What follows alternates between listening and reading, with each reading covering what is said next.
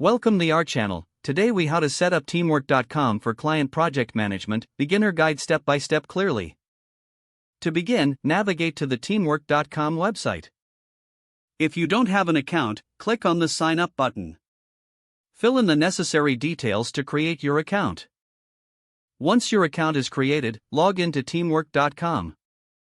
Upon logging in, you will see the dashboard. Look for the Projects tab on the left side of the screen. Click on Projects to access your project management area. Then, click on the New Project button to start a new project.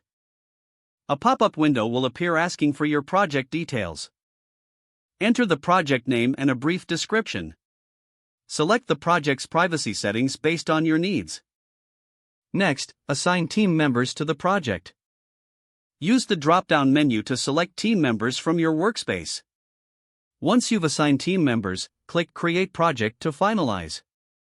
You will now see your project listed on the Click on your newly created project to open it. Within the project, explore the Tasks tab to start adding tasks. Click on the Add Task button to create your first task.